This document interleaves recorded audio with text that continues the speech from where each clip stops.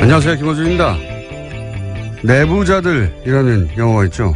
이 영화에 정치적 의도로 여론을 호도하는 언론 권력의 상징으로 이광희라는 가상인물이 등장합니다.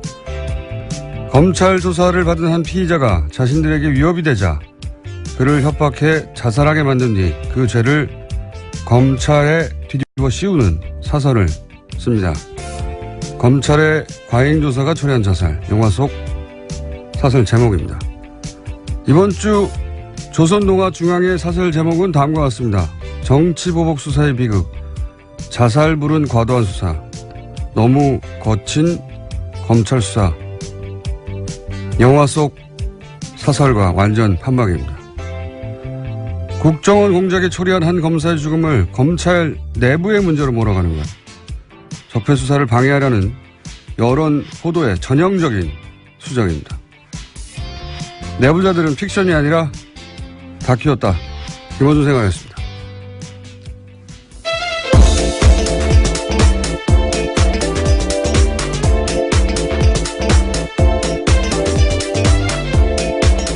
시사인의 김은지입니다. 내부자들 영화 봤어요? 네, 봤죠. 네. 똑같아요. 네, 저는 삼성 장충기 문자를 보고 나서도 정말 내부자가 픽션이 아니라 논픽션이다라는 생각했었습니다. 내용이 완전 똑같습니다. 예. 영화보다 좀 더 심하죠. 예. 현실이. 앞으로 이제 이 영화 시나리오 쓰시는 분들이 굉장히 괴롭겠어요. 예. 웬만한만큼 시나리오 써봐야 현실보다 덜 하기 때문에. 자, 뉴스를 가볼까요? 예. 첫 번째 뉴스는 뭡니까? 네, 검찰 조사받았던 남재준 전 국정원장도 박근혜 전 대통령 지시에 따라서 특수활동비를 전달했다는 사실을 인정했습니다. 매달 5천만 원씩 특수활동비를 전달했다라는 건데요. 남 전 원장이 받는 혐의는 크게 세 가지입니다. 이와 같은 청와대의 특수활동비 상납, 또 화이트리스트 단체 지원, 국정원 대선 개입 사건 수사 당시에 수사와 재판을 방해했다라는 건데요. 우선은 상납 부분은 본인이 스스로 인정을 한 겁니다.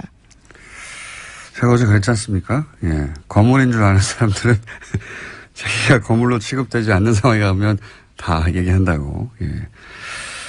자, 그런 말도 했죠. 대통령이 돈을 요구해서 치사하다고 생각했다고. 굉장히 디테일한 이야기까지 했는데요. 박근혜 전 대통령이 먼저 국정원 특수활동비 떼어달라고 요구했다고 합니다. 뭐 자기 돈입니까? 따지고 보면 자기 돈도 아니에요. 뭐 자기의 몫으로 나온 활동비라고 생각했다라는 건데요. 이거 어차피 공작비였기 때문에 국정원장 특수활동비를 달라는 게 아니잖아요. 자기 돈도 아닌데 이 말도 이 발상도 웃기고요. 치사하다고 생각했다고 하는 거죠. 그렇게 생각했다 한들 그걸 또 가서 말하는 것도 웃기고요. 자, 육군 참모총장도 하셨죠. 예, 국정원장도. 출신입니다. 예, 국정원장도 하시고 대선 후보도 누가 추대한 게 아니라 자기가 스스로 나가시고. 예. 그래서 본인이 거물이라고 이렇게 생각하신 거예요. 대선 후보 아무나 나오는 게 아니거든요. 예. 근데 이제 본인을 그렇게 거물로 대우하지 않는 상황에 처하게 되면 이것저것 막 말하게 돼 있습니다. 굉장히 돈을 달라고 했던 상황에 대해서 자세하게 이야기했는데 이재만 전 총무비서관이 직접 전화해서 돈을 달라 했다라는 이야기도 했습니다. 이분이 이제 출두할 때 포토라인에서 거창한 말씀하셨잖아요. 민주주의 수호하고 거창한 말을 했으면 이런 질문하면은 이렇게 답하면 안 되거든요. 치사하다, 돈 달라고 그랬다 말이야. 본인이 생각할 만큼 건물이 아니게 취급받으면 받을수록 더 많은 얘기를 하실 것이다.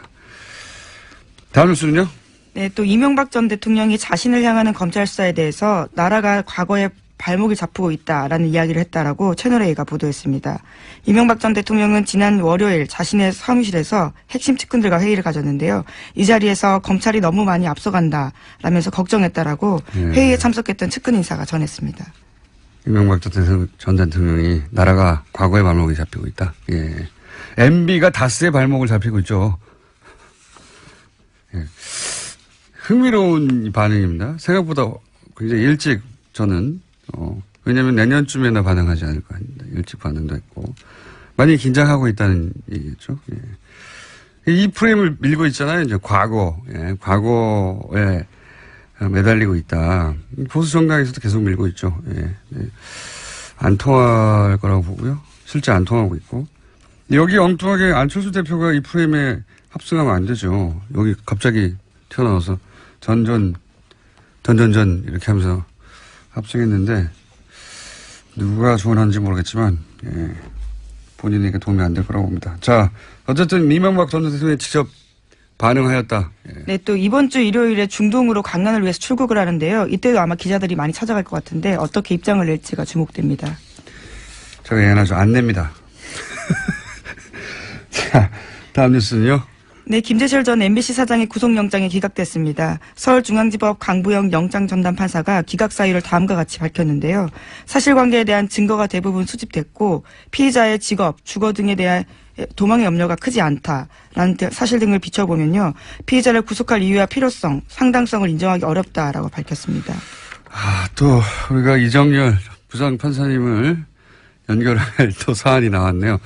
앞으로 안 나올 줄 알았더니 이건 뭐 자, 전문가 얘기를 들어봐야 되겠지만 일반인으로서 준법조인에 가까운 일반인으로서 보기에 제가 이해 안 가는 대목은 특히 이겁니다. 뭐 도주의 우려가 크지 않다는 것도 잘 이해 안 가지만 이게 이제 국정원법 위반인데 이게 국정원 직원을 처벌하기 위한 사건이다.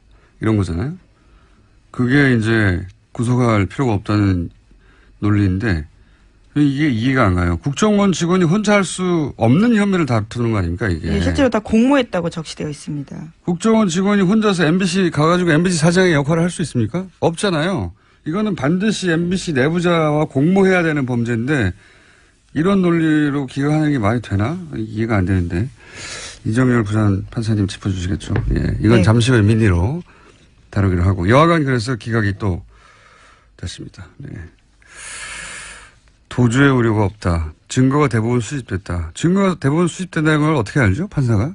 수사를 안 하는 사람인데. 네, 또 현재 상황에서는 김재철 전 사장 같은 경우에는 국정원 정보관과는 접촉한 사실 없다. 그리고 관련 내용 문건 본 적도 없고 들은 적도 없다라고 부인하고 있는데요. 전면 부인도 이게 사실은 구속의 사유 중에 들어갈 것 같은데 여하간 이건 저희 전담 해설 판사 있지 않습니까? 네. 그분 요새 할 일이 별로 없다고 하니까 다시 잠시 후에 연결하기로 하고요. 민의로. 자, 다음 뉴스는요. 네, 문재인 대통령이 인도네시아를 국빈 방문했고요. 오늘은 또 베트남으로 향합니다. 아펙 참석차 가는데 인도네시아에서는 특별 전략적 동반자 관계를 맺은 데 합의했습니다. 국내에서 뭐랄까요. 이 관련 보도 좀 웃겨요. 자국 대통령이 간 뉴스는 안 나오고 트럼프 뉴스만 잔뜩 나오더라고요. 예. 네. 뭐 미국, 중국 중요하긴 한데 자국 대통령이 국빈 방문한 것도 뉴스 아닙니까? 예. 한참 뒤에 나오던데. 이게 상대국이 이제 동남아시아 국가라는 점도 저는 영향을 미쳤을 거라고 봅니다. 국내 언론에. 우리가 이제 동남아시아로 굉장히 무시하는 경향이 강하잖아요. 예. 근데 인도네시아는 인구 2억이 넘어요. 예. 세계에서 네 번째가 그렇습니다. 아주 GDP 규모도 우리하고 비슷하고 바로 아래 정도. 아시아에 굉장히 큰 나라인데 우리 머릿속에 없죠. 우리 머리 지도에선. 예. 하도 서구 중심으로만 세계를 보는 데 익숙하다 보니까 이렇게 큰 나라에 가는데 우리 머리 지도에 없어요. 예. 근데 제가 이 인도네시아 관심 있는 대목은 뭐냐면 그 얘기 하려고 시작했는데 2014년에 조코 위도돈가 하는 대통령이 조코위로 불릴 거야 아마요. 네, 현재도 대통령입니다. 예, 애칭이 조코위예요. 인도네시아에서 최초의 평화적 정권 교체로 탄생한 대통령인데 인기가 굉장히 높습니다. 그 나라에서. 원래 이제 식민지 겪고 여기도 식민지 겪었죠. 일본 우리하고 비슷한 부분이 있어요. 군부 독재도 오래 겪었고 우리하고 비슷하죠. 예. 그런 나라가 항상 그렇잖아요. 군부 출신들이 계속 해먹고 부패도 심하고 이렇게 말하면 우리하고 상관없는 것 같은데 우리도 박정희, 전두환, 노태우 군부 출신들이 오랫동안 해먹었어요. 이렇게 잘 생각해보시면 30년 이상 해먹었습니다. 군부 출신들이. 그래서 이렇게 동남아 얘기하면서 군부 출신이 오랫동안 권력을 장악했다 그러면 아유 그 나라 그렇지 이렇게 생각하는데 우리도 그랬어요.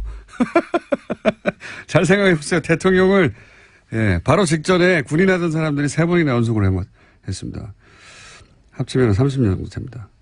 그리고 이제 그런 나라에서 소위 이제 있는 집 아들 여기도 마찬가지입니다. 친일파였던 사람들이 계속 해먹고 예. 군부가 해먹고 거의 똑같죠? 그런데 최초로 목수의 아들이 당선이 된 거예요. 20, 30대가 나서가지고 엄청나게 지지해서. 그래서 현재 인도네시아 오바마라고 불립니다. 이 사람이. 인기가 높고 서민 대통령, 뭐 사람 중심, 키워드가 비슷합니다. 역사도 비슷하고. 여하간 이제 우리 언론도 좀 이 머릿속에 세계 지도 있는 그대로 좀 바꿔야 되겠어요. 세계에서 지도상으로는 굉장히 큰 나라고 인구도 2억 몇천만 명 됩니다. 세계 4위인가 그렇고 경제 규모도 굉장히 커요. 예. 트럼프 한번 보지 말고 아시아 연대도 중요하거든요. 예. 인식의 지평을 좀 넓히자. 호감도도 높아요. 그 나라에서 우리나라에 대한 실제 외환위기 때 일본 기업들은 다 빠져나갔는데 우리나라 기업 안 빠져나갔다고. 또 한류와 관련되어 있는 관심도 꽤 크다고 들었습니다. 뭐 한류는 그냥 예. 저기 연예 정보지에서 다루면 되는데 정보 뉴스에서 이 나라 자체가 우리가 관심을 가지고 거꾸로 인도네시아도 우리한테 관심을 가질 만한 상호 유사한 역사도 가졌고 예. 인식도 나쁘지 않고 인도네시아 언론을 보니까 아주 크게 다뤘던데 우리는 관심이 없어요. 예. 자 다음 뉴스는요. 네, 변창훈 검사 사망으로 국정원 댓글 수사 방해 사건을 두고 불거진 소위 보복 수사 논란에 대해서 검찰 내에서 반박 의견이 나왔습니다. 오늘 아침 한국일보가 전한 소식인데요. 댓글 사건의 피해자는 윤석열 개인이 아니라 국민과 국가다라는 겁니다. 서울중앙지검 관계자의 멘트로 인용된 이 보도는요. 소위 사법방해 사건 피해자인 윤석열 지검장이 이 사건 수사를 지휘하는 게 적절하냐라는 정치권 지적에 대한 반론 성격을 띠고 있습니다. 대응을 잘했네요. 예. 피해자를 마치 윤석열 개인인 것처럼 특정해서 윤석열 서울중앙지검장이 이 사건을 수사하면 안 된다라고 몰아가는 사실은 이제 약간 업그레이드된 네, 논리죠. 네, 어제 국회 법제사법위원회 전체회에서 이런 이야기가 꽤 많이 나왔었습니다. 이 프레임에 넘어가면 안 된다고 봅니다. 저는. 예. 이게 조중동이 특정 사안에서 완전히 똑같은 사설을 일제히 낼 때가 자주는 아니지만 있어요. 예, 보수매체가 이런 걸 잘하는데, 뭐, 예를 들어 대선처럼 굉장히 중요한 정치적 시즌에는 예전에 이런 얘기 있었습니다. 예전에 이런 보도도 있었고, 같이 모여서 해야 한다. 조중동에, 편집 라인이 같이 모여서 회의해야 한다. 왜냐하면 특정 시점에 특정 논조를 일제히 쏟아내야지 힘을 모아서 자신들이 원하는 방향으로 여론을 끌고 갈 수 있지 않습니까? 그런 때하고 비슷한 시점이에요, 지금. 보면 똑같은 사안을, 동시에 똑같은 논조로 때려대고, 그리고 그거를 또 보수 매체가 그렇게 나가고, 보수 정당에서 받아주고, 보수 정당에서도 자유한국당 윤석열 지검장 이름을 특정해가지고 깡패라고 어젠가요? 예. 워딩 했거든요. 윤석열 지검장이 깡패라고 했어요. 깡패라고도 하고, 그리고 이제 종편에서도 계속 윤석열 지검장을 타겟팅해서 때리고, 패턴이 굉장히 전형적인데, CBS 권영철 선임기자에 따르면은 변창훈 검사의 검사에서 한 지청장이, 문무일 총장한테 너희들이 죽였다 외쳤다. 이 보도 자체가 사실이 아니라고 어제. 네, 뭐 그런 식의 이야기가 나왔었습니다. 보도 자체가 사실이 아니다. 예. 보수 매체에서 그런 거 보도하고 있는데 뻥이다 그거. 라고 하는 CBS의 보도가 나왔죠. 예.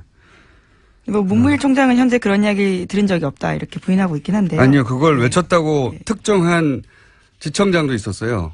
그 지청장도 그런 말을 한 적이 없다라고 CBS 권영철 선임기자. CBS만 유일하게 그 보도를 했고 나머지 매체들은 그게 기정사실화돼서 지청장 누구라고 해서 계속 나갔거든요. 뻥이랍니다. 예. 여하간 타겟팅을 윤석열 지검장한테 의도적으로 하고 있다고 봅니다. 저는. 예. 이게 근데 제가 보기엔 거꾸로 검찰에서 윤석열 지검장을 보호해야 된다고 생각하는 게 사실상 일반 시민의 지지를 받은 최초의 검사예요. 검사가 언제 일반 시민들한테 박수 받은 적 있습니까? 사랑받고? 검찰 스스로 제가 보기에는 방어해야 될 사안이라고 봅니다. 예. 자, 하여튼 뻥이랍니다. 박수 쳤다는 거는. 제가 어제 나온 보도에 따르면 한 곳을 때리고 있다. 윤 지검장을 무너뜨리면 기본적으로 이 적폐수사 관련해서 드라이브를 멈출 수 있다고 생각하는 것 같아요. 현재. 예, 상징적인 인물이니까. 다음 순요. 네, 박근혜 전 대통령이 인권 침해를 당하고 있다라고 주장했던 MH그룹 기억하실 텐데요. 이들이 스위스 유엔 사무국에서 박근혜 전 대통령의 인권 침해를 비판하는 토론회를 열었습니다. 하지만 토론회장은 텅텅 비어 있었고요. 사람들이 거의 없었다라고 합니다. 그랬겠죠. 예. 사실이 아니기도 하거니와, 예. 아마 자신들이 발제했겠죠. 그 회사에서. 그러니까 그 상업회사에서 발제하는 토론에 누가 갑니까? 이런 사안에. 자, 텅텅 비었다고 합니다. 자, 다음 뉴스 하나 정도 더 하고 바로 이정률 판사님 연결해야 되겠습니다. 네, 한성숙 네이버 대표가 어제 직접 나서서 구글을 향해서 공개적으로 의혹을 제기했습니다. 지난달 31일에 국정감사에서 이해진 네이버 창업자가 세금도 안 내고 고용도 없다라면서 구글 비판한 적이 있는데요. 그러자 바로 구글이 반박했습니다. 그리고 일주일이 지났는데 다시 네이버가 공세에 나선 겁니다. 프라임 전환의 기술인데 이런 게, 예. 네이버에 대한 공세가 있을 때 네이버도 고민이 많았겠죠. 어떻게 프레임을 전환할지. 지금 외국 기업 대 한국 기업 뭐 이런 프레임으로 만들어서 짠 하고 뜬금없이 구글을 공격하는 것으로, 예, 국면을 전환할 프레임을 짰네요. 이거 누가 짠 건지 모르겠지만 잘못 짰다고 봅니다, 저는. 구글에 문제가 있다면 그건 그것대로 따지고 구글의 문제가 서로 있다 손 치더라도 네이버 문제가 사라지는 건 아니거든요. 그리고 이렇게 스스로 이 대결 국면에 들어가서 뉴스를 제공할 필요가 없어요. 네이버 입장에서는 그냥 이 이슈가 등장하지 않는 게 좋은데, 예, 스스로 이슈를 만들어 주고 있으니까, 자, 이 싸움 가운데 네이버의 모순점도 또다시 뉴스거리가 되거든요. 예, 어제 7가지 문제나 제기했었는데요. 뭐 트래픽 비용, 검색 조작, 검색 알고리즘 이런 것들에 대해서 문제 제기했습니다. 돈 받고 키워드 올려주는 영업 같은 거, 예, 등등. 이 자신있게 이제 전선을 친 것 같은데, 제가 보기엔 누구 머리에서 나온 건지 모르겠지만 잘못 짰다, 이 프레임은. 감사하게 받고, 자, 구글도 저희가 연결해보고,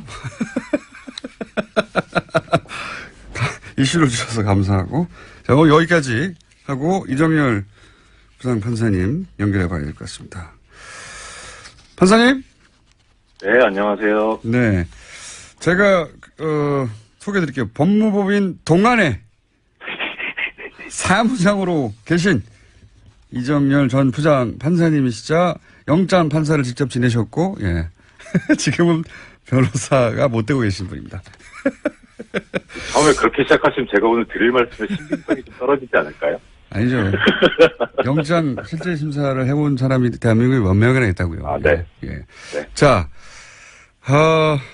추명호 전 국정원 국익정보국장이 구속됐을 때, 이제 이정열 부장판사님은 연결할 일이 별로 없을 것 같다고 했는데. 저도 그럴 줄 알았습니다. 예. 네. 바로 나오네요. 자, 김재철 전 MBC 사장, 증거가 대부분 수집됐다. 그리고 이게 이제 도주류가 크지 않다. 또 하나는 이게 국정원법 위반이어서 국정원 직원을 처벌하려고 하는 거기 때문에 등등등 기억한다. 이거 어떻게 보십니까?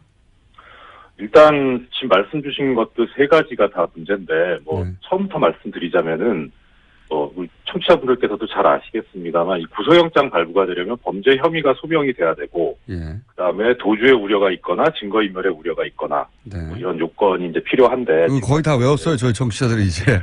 예. 이 범죄 혐의 소명 부분 보면 이제 영장 청구 기각 사유에 이렇게 나오더라고요. 저기 사실관계에 대한 증거가 대부분 수집되었다 이런 표현이 나와요. 저도 그게 이해가 안 갑니다. 근데 이거는 일단 범죄 혐의 소명 부분을 보면, 예. 그러면 증거가 대부분 수집됐으니까 범죄 혐의는 인정된다는 소리잖아요. 그렇죠. 예, 그러니까 그 부분은 큰 문제가 안 되는 것 같아요. 근데 제 말은 다 수집됐다는 건 어떻게 알죠? 저는 그게 이상해요. 그러니까요. 그러니까 이게 증거인멸 우려가 없다는 거를 표현하려고 쓴 부분인 것 같아요. 이렇게 보면. 예. 예, 근데 좀 하나 또 좀 주의 깊게 보는 게, 물론 이제 지금 공장장님 말씀하신 것도 당연히 이제 당연한 말씀이고요. 예. 그런데 그동안에 이 중앙지법 영장전담 판사들이 써온 표현이 뭐였냐면 기본적 증거가 확보되었다 이렇게 표현했었거든요. 네네. 근데 이번에는 그런 표현을 안 쓰고 증거가 대부분 수집되었다 이렇게 썼어요. 예. 그래서 이게 뉴스공장을 영장전담 판사들이 듣는구나. 그게 이제 예. 그런 표현들에 판사들은 예민합니까? 그런 문장에? 그러니까 아마 뭐 뉴스공장도 뉴스공장이겠지만 국정감사에서 그런 지적들이 있었으니까 그것들을 감안하지 않았나 싶거든요. 뭐 그건 전달이 됐을 겁니다. 아마. 예. 아무튼 그런데 예. 지금 말씀하신 대로 대부분 수집됐다는 건 다 수집됐다는 것도 아니고 예. 그 다음에 대부분 수집됐는데 그러면은 앞으로 그러면 이게 어떻게 되는 것이냐에 관해서 결국 중요한 거는 증거인멸의 우려가 있냐 없냐는 그야말로 정말 이 사람이 증거를 인멸할 것 같냐 아니냐 이걸 따져야 되지 예. 인멸할 증거가 남아 있냐 아니냐 이걸 따져야 될 문제는 아니잖아요. 다시 말씀해 주세요. 그 대목은 헷갈렸습니다. 지금 마지막 대목은. 그러니까 공장장님 말씀대로 예. 그러니까 지금 증거가 대부분 수집됐으니까 이제 더 이상 인멸할 증거가 별로 없으니까 증거인멸의 우려가 없다 이런 식이거든요 지금. 그렇죠. 예. 다 수집됐으니까 이제 됐다 이거 아닙니까? 그렇죠. 예. 그런데 어떻게 알아요, 공장장님 말씀대로. 그러니까 제 말이 그거예요. 수집됐는지. 그러니까 이거는 영장전담 판사 아니라 사실 수사를 하는 검찰도 몰라요. 조사해봐야 증거가 나오는 거기 때문에. 저도 그렇게 그래서 생각합니다. 이런 식으로 표현하는 건 아직도 지금 이 예전에 기본적 증거가 뭐 확보됐다 이 표현에서 못 벗어나고 있다 그 궤를. 알겠습니다. 정신 못 차리고 있다 이런 것 같아요. 그리고 도주 우려가 상당히 심각한데요, 이게 지금. 예. 일단 도주 우려가 없다는 사유를 든 게 직업과 주거가 일정하다 이렇게 썼어요. 그런데 이건 뭐 보통 영장 기각할 때 쓰는 상투적 표현이고 예. 결론은 그거죠. 실형 선고가 예상되지 않는다 이런 그렇게 중대하지 않다 이런 논리거든요. 예. 근데 지금 이 김재철 피의자의 지금 혐의를 보면 일단 범죄 사실이 소명됐다고 전제가 됐으니까 예. 소명된 범죄 사실이 공영방송 MBC를 망가뜨리는데 본인이 중추적 역할을 했잖아요. 일단. 그러니까 국정원 일정이 있었는데 결과를 봤더니 일정대로 다 됐더라 이거 아닙니까? 그렇죠. 그게 맞아떨어졌다는 거죠. 그게 서로 안 맞았다면 범죄 혐의 소명이 안 됐다고 아마 썼을 거예요. 근데 그게 지금 맞아떨어졌거든요. 그러면은 국정원하고 어떻든 교감이 있었던 거 아닌가 싶긴 한데 뭐 그건 그렇다 치고 일단 저는 재밌게 생각이 드는 게 아까 공장장님도 잠깐 말씀 주셨는데 마지막 부분에 이 국정원법 위반죄라는 게 원래 국정원 직원의 위법행위를 처벌하기 위한 것인데 지금 김재철 피의자는 국정원 직원이 아니기 때문에 아니고 여기에 대해서 다투고 있으니까 이런 점도 감안을 했다 이렇게 되거든요. 저도 제일 이해가 안 가는 대목입니다 이게. 예. 근데 지금 이거는 어떤 측면에서 보셔야 되냐면 김재철 피의자의 주장을 좀 감안해 보셔야 될 것 같아요. 김재철 피의자는 뭐라고 주장하고 있냐면 나는 국정원 측하고 교감한 적이 없다. 청와대하고도 교감한 적이 없다. 그러니까 공범 관계가 아니다. 이렇게 얘기를 하고 있는 거예요. 그리고 MBC는 장악될 수도 없고 뭐 사실 예, 우리가 그렇죠. 가지고 있는 모든 혐의를 부인하고 있는 거죠. 예. 예, 그렇죠. 예. 그러니까 그런데 지금 국정원법 위반죄만 딱 놓고 보면은 일단 그 김재철 피의자는 국정원 직원이 아니기 때문에 공범 관계가 돼야만 국정원법 위반죄가 되거든요. 그렇죠. 그러니까 본인이 지금 공범이 아니라고 주장하고 있으니까 예. 그러면은 그게 맞다면 국정원법 위반죄가 안 되는 건 맞아요. 네. 예, 그래서 지금 그렇게 주장을 한 것 같고, 근데 그게 법원에서 판단이 받아들여진 건데, 그럼 그렇다고 보면, 그게 맞다고 보면 무슨 문제가 생기냐면, 김재철 피의자는 그러면 국정원 지시를 받은 게 아니라, 예. 본인이 알아서 했다는 거잖아요. 알아서 다 했다는 얘기죠 여기서는. 그렇죠. 예. 그럼 주범이고 수괴죠, 이 사람은. 주범이고 수괴. 그러니까 국정원법 위반죄가 안 되는 건 그렇다 쳐도, 그러면은, 이 지금 다른 혐의, 뭐, 업무방해라든가, 그다음에 이 노조 활동 방해한 거 이건 본인 수괴예요. 이건 실형 선고 해야죠. 이러면 도주 우려가 있는 거예요. 이렇게 되면. 그래서 이게 영장 청구 이번에 기각한 게 겉으로는 그럴듯해 보이는데 앞뒤가 안 맞아 버렸어요. 또 한 가지 앞뒤가 안 맞는 거는 말씀 듣다 보니까 공범이 아닌 것으로 본 문구라고 하셨잖아요. 이게 국정원법 위반인데 국정원법 위반의 공범이 아닌 것으로 봤다고 이제 그렇게 해석을 하셨는데 그러면 앞부분에 사실관계에 대한 증거가 대부분 수집됐다는 것도 안 맞지 않습니까? 그 말씀 제가 또 드리려고 했는데 먼저 말씀. 역시 예리하신 분장. 앞뒤가 안 맞지 않습니까? 예. 그렇죠. 예, 앞뒤가 안 맞죠. 그러니까 왜 이렇게 앞뒤가 안 맞게 썼을까? 근데 일단 전제로 놓고 볼 수 있는 거는 크게 봐서 이게 결국은 이 블랙리스트의 일환이잖아요. 지금 그 MBC 내부에 있어서 이 블랙리스트 범죄에 대해서 중앙지법 영장전담들이 되게 가볍게 보고 있는 거 아닌가 하는 생각이 들어요. 계속해서 이런 사안들은 예, 가볍게 본다고 생각할 수밖에 없죠. 지금까지 계속 기각되거나 해와서. 그래서 이거는 뭐 순전히 개인적인 의심인데 이 서울중앙지법 영장전담 판사들이 사실 이 요직을 거쳤던 사람들이고 법원 행정처도 근무했던 사람들이라 이 법원 내부의 블랙리스트하고 관련이 있어서 그런 거 아닌가 싶은 생각도 좀 의심도 좀 들고요. 아, 법원 내부의 그러니까 블랙리스트. 본인들이 해봤기 때문에 그거 별거 아닌 거 아닌가 싶은 아, 요거는 이런 생각까지 해야 되니 정말 이거는 이제 부장 판사님의 이제 개인적인 추측입니다. 추측이고, 예, 영장에 관한 해설을 보자면 앞뒤가 안 맞는다. 네, 그렇습니다. 이렇게 앞뒤가 안 맞겠는 게 좀 이상해요. 알겠습니다. 자, 오늘 여기까지 하고요. 저희가 간만에 연결했는데 판사님?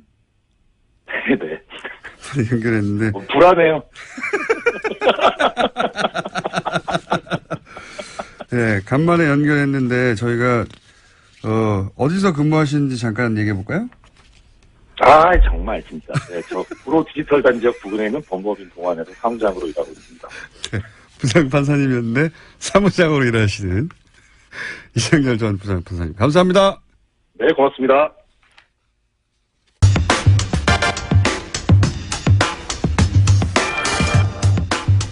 이제는 상영하는 극장이 하나도 없는 영화 저수지 게임에 또 그 얘기.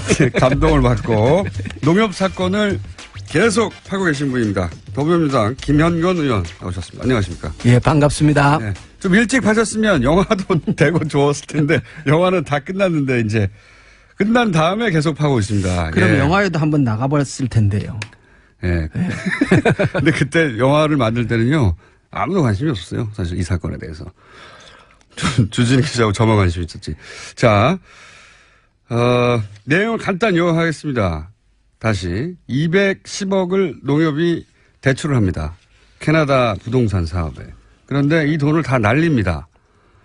다 날렸는데 어떻게 날렸냐 봤더니 담보를 설정해야 되는데 담보를 설정을 안 하고 그리고 대출했으니까 이자도 받고 대출금 상환을 받아야 상환을 해야 되는데 그러기 위해서 통장을 만들어 가지고 키 일종의 자물쇠에 예. 해당되는 질권 뭐 전문 용어는 아실 필요가 없고 하여튼 그런 자물쇠를 잠궈놨는데 당연하죠. 돈 받는 사람만 예. 그 통장을 열어봐야 하는 건데 그 자물쇠를 풀어줘가지고 또 예. 돈을 다 가져가 버렸어요. 예.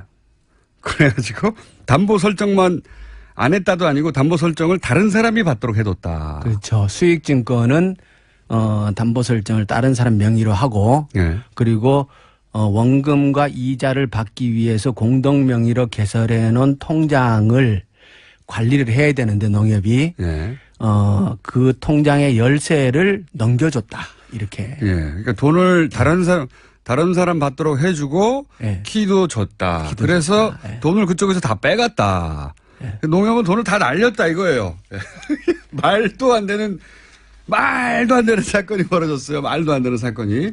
이거는 금융권에 계신 분들은 뭐 듣자마자 아니 210억에 대한 돈에 대한 담보고 뭐고 질권이고 다 날려줬다니 이게 말이 되나 풀어줬다니 이렇게 생각하실 텐데 주변에 은행에 계신 분들한테 물어보세요.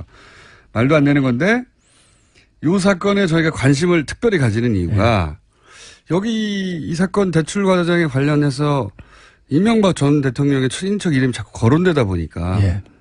그렇게 주장하시는 분들이 있습니다. 주장하시는 분들은 있는데 저희가 크로스 체크가 안 되고 있는 거예요. 예. 그런 상황인데 첫 번째 이유가 그거고요. 두 번째 이유는 이렇게 말도 안 되는 일이 벌어지고 나서 이 돈이 흘러가서 입금된 계좌가 있는 은행. 예. 그 은행이 이명박 전 대통령 캐나다 은행. 예, 예. 캐나다에 있는 로얄 뱅크 오브 캐나다 RBC 은행이 이 자원외교 때마다 등장하는 은행이라는 거예요. 이후에 예. 자원에게 여러 가지 사건이 터질 때마다 예. 결국은 항상 이 은행이 RBC가 뚱뚱 나와요. 예. 그것도 이명박 전 대통령과의 연결고를 생각하지 않을 수 없는 사안이고 그 외에도 몇 가지인데 큰 덩어리가 그렇습니다. 그러다 보니까 이것이 정권 초반에 예. 일종의 프로토타입이 아닐까? 예. 요런, 실험작. 예. 요런 식의 어떤, 작업을 한 다음에 혹시 이후에도 비슷한 작업들이 계속 있지 않을까 하는 의심 하나. 또 하나는 그 계좌, RBC 은행의 그 특정 계좌가, 찾아서 그 특정 계좌에서 돈이 어디로 흘러갔는지를 계속 추적하면 뭐가 나오지 않겠는가. 그렇죠. 그 저수지가. 네 개의 그 계좌를 통해서 돈이 오고 간 흔적이 있으니까. 그러니까 농협은 210억을 출자를 했는데 원금은 전액 손실했지만 그 과정에서 60억의 이자는 받았다고 얘기를 하거든요. 예. 그 이자를 받은 통장이 그 네 개의 통장인데 예. 그 네 개의 통장 번호를 제가 갖고 있으니까 예. 이 통장의 거래 내역을 조회를 하고 예. 어느 쪽으로 돈이 어떻게 빠져나갔는가를 추적하다가 보면은 이것이 특정인과 연계가 되어 있는지 아니면 단순히 사업 과정에서 실패에 의해서 돈이 소진된 것인지를 예. 확인할 수 있을 것이란 이건 얘기죠. 캐나다하고도 공조를 해야 될 사안인 그렇죠. 것 같고요. 그러니까 공적기관에서 수사를 예. 해야 하는 사안인데 아직 안 하고 있기 때문에 예. 저희가 하라고 계속 하고 있는 겁니다. 그렇죠. 이게 단순 투자 실패가 아니라 통장 번호도 갖고 있다고. 권력형 비리일 수 예. 있다. 예. 그런 냄새가 아주 많이 난다. 예. 예. 그러면 오늘 여러 가지 얘기를 하시겠지만 혹시 예. 이 프로토타입일 수도 있다라는 의혹은 오래전부터 저랑 주진우만 주장해 왔어요. 아무도 예. 관심을 안 가져서 참 외로웠는데 예. 프로토타입일 수 있다. 유사한 어떤 투자 방식이 뒤에 나오는 거 찾아보신 거 예. 없습니까? 그 얘기 들어가기 전에요. 예.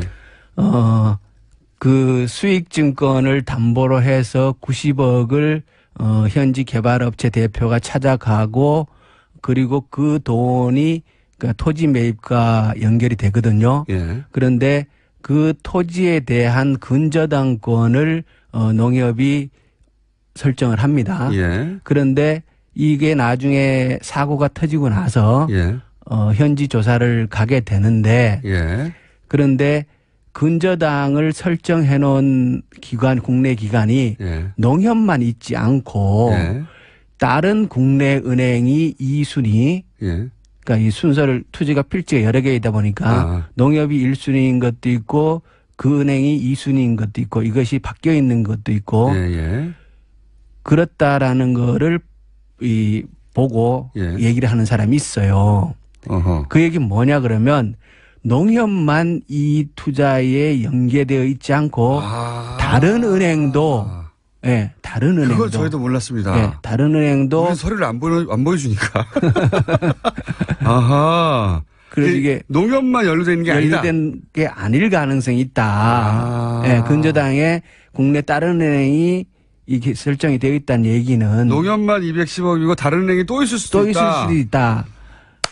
예. 처음 알았습니다. 그래서 그 얘기를 말씀을 드리고 이건 단순한 사건이 아니니까 네. 반드시 조사를 해야 된다. 영화도 만들었지 않습니까? 아, 예, 잘하셨습니다.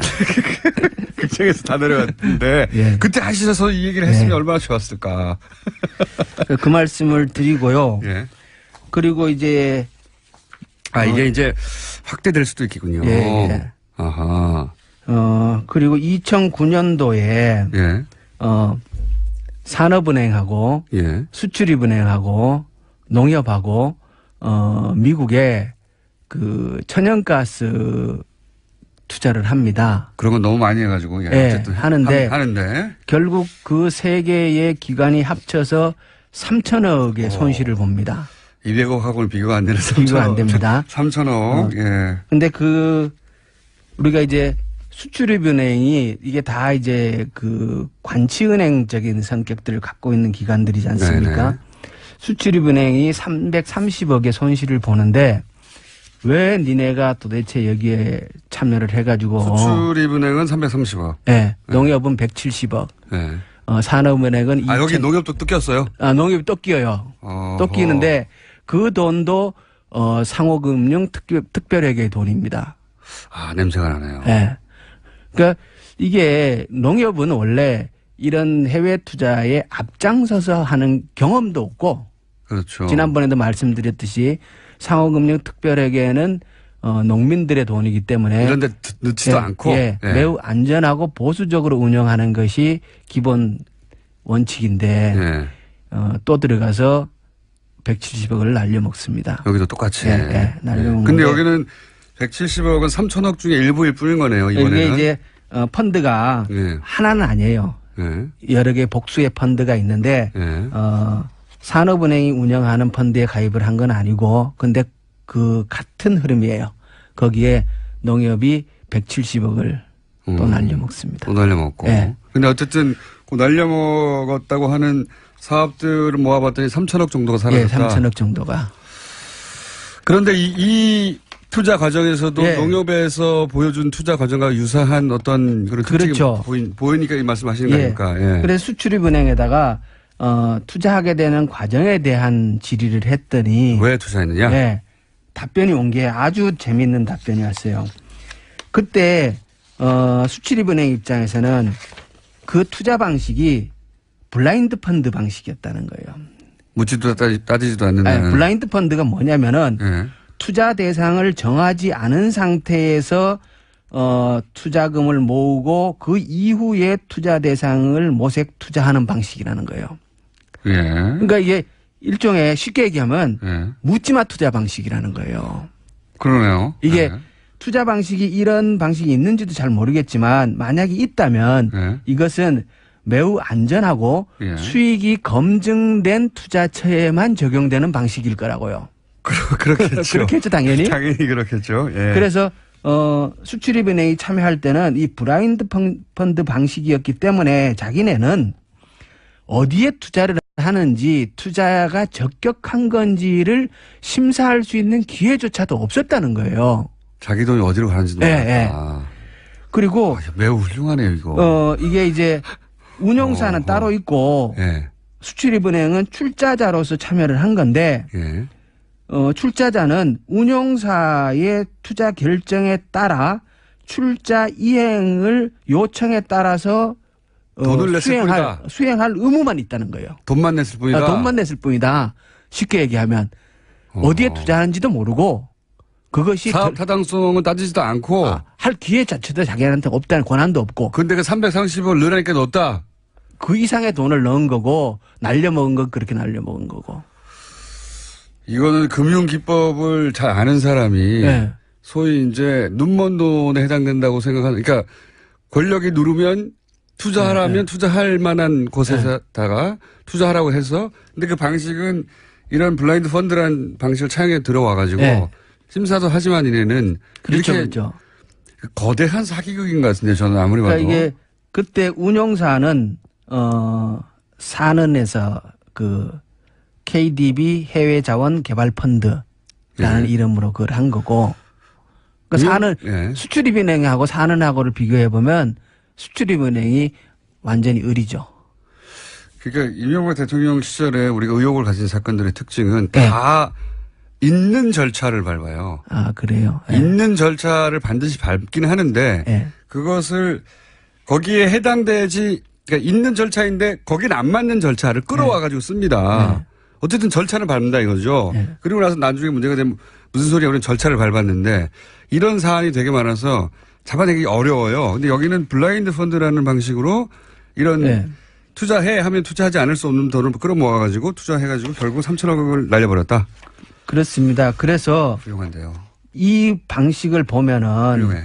그러니까 농협이 당시 2008년도 캐나다 토론토에 투자를 할 때는 이러한 정형화된 틀을 갖추진 않았겠지만 예. 결국은 그때도 농협은 투자 타당성 조사와 네. 적격성 심사를 할 수 있는 권한이 없었을 거라는 거예요. 실제로 안 했다고 하니까요. 네. 네. 그리고 기록에 보면은 심사위원회에서 당일 투자 결정을 했다고 하니까. 당일. 아니, 이 대출을 받는 회사가 그 전전날인가 만들어줘요. 그런데 심사도 네. 당일 이렇게 투자 결정을 했다 그래요. 그런 네. 거 봐서 전전날인가. 직전에 만들어준다. 예, 예. 네. 이런 그 해외 자원 개발 펀드 KDB 그 산업은행에서 했던 이 방식이 의 원시적인 형태가 프로토타입이라는 네, 원시적인 형태가 농협에서 나타났지 않았겠느냐. 제가 프로토타입이라고 주장해온 걸 처음으로 네. 그런 것 같다고 해주신 분입니다. 네. 매우 감사드리고요. 계속 주장해온 이거 프로토타입 같아. 이 네, 방식을 한번 해서 성공하고 난 다음에 계속 확대해가지고 계속 한 거야. 네. 이런 주장을 했는데 아무도 이제 안 받아주니까 우리끼리 떠들었는데 그런 유사한 징후를 발견하신 거군요. 이제 공부하시다가. 이제 그게 아주 수출입은행에서 좋습니다. 예. 공식적으로 의원실에 제출한 자료를 들여다보니까 이게 워낙 뭐 또 잘 모르는 얘기들이 또 한참 들여다보니까 얘기가 의원님은 공부를 천천히 하시면 굉장히 열심히 하시는 것 같아요. 꼼꼼하게. 아 이게 그게 이제 할 수 없이 시간을 더 투자하는 수밖에 없잖아요. 이게 실력이 안 따르면. 공부를 근데 굉장히 열심히 하셔가지고 누구보다 더 깊이 들어가시네요. 예. 맞습니다. 네. 이런 사안이 저는 더 있을 거라고 의심하고 있습니다. 네. 굉장히 많을 거라고. 오늘 두 가지 새로 나온 사실은 하나는 농협이 날린 네. 그 투자에서 농협뿐만 아니라 다른 은행들도 거기 끼어 있더라. 네. 저희는 농협만 우연히 발견해가지고 계속 네. 추적한 거거든요. 몇 년째. 근데 거기 이제 국회의원이 직접 투입되니까 역시 자료를 직접 받아볼 수 있으니까 다른 시간이 은행도 얼마나 있다. 남았어요? 할 얘기가 하나 더 있는데. 하나 더 있으니까. 네. 지금 4분 남았고요. 또 하나는 네. 이거하고 유사한 방식으로 이루어진 게 아닌가 의심되는 사안들이 나타나기 시작했고 더 큰 액수들이 날아간 게 있더라. 네. 더 공부해야 되겠네요. 예. 그리고요. 꼭 말씀하실 겁니다. 지난번에는 이제 시작하기 전에 네. 본론에 들어가기 전에 MB가 했는 큰 일들 여러 가지를 설명을 했는데 예.